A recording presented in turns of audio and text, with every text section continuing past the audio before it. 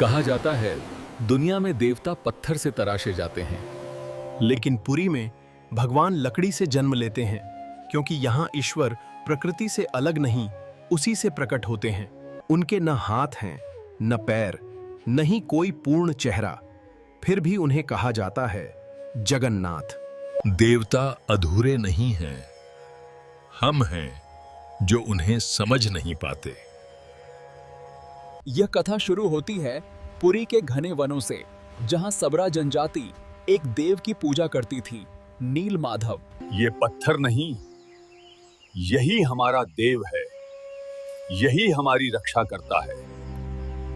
ना वेद थे, ना शास्त्र, सिर्फ विश्वास था, और वही विश्वास समय के साथ जगन्नाथ बन गया। कहा जाता है जब पुरी के राजा ने नील माधव के दर्शन किए तो उन्होंने ब्राह्मणों से पूछा, यदि यही देव हैं तो इनका रूप ऐसा क्यों है?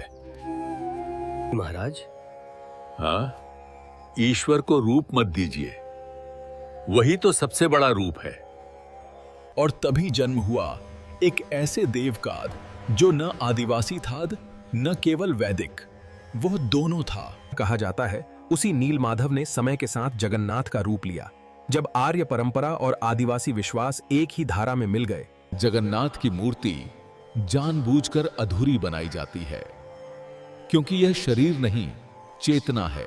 न हाथ बिरे, क्योंकि वह कर्म से परे हैं, न पैर, क्योंकि उन्हें चलने की आवश्यकता नहीं, बड़ी आंखें, क्योंकि वे सब देख रहे हैं, और मुस्कुराता मुख, क्योंकि ब्रह्मांड उनके लिए एक लीला है। जगन्नाथ की मूर्ति जानबूझकर अधूरी है, क्योंकि वो शरीर नहीं, दर्शन है। अब और नहीं, देव का आदेश है, यहीं रुकना होगा। कहा जाता है जो मूर्ति पूर्ण करता है वह पूर्ण नहीं रहता। हर कुछ वर्षों में जब आषाढ़ और भाद्रपद एक विशेष संयोग बनाते हैं, जगन्नाथ की मूर्ति बदली जाती है। रूप बदला है प्रभु, पर आप वही हैं, कल भी आज भी। यह केवल परंपरा नहीं, यह जीवन का सत्य है।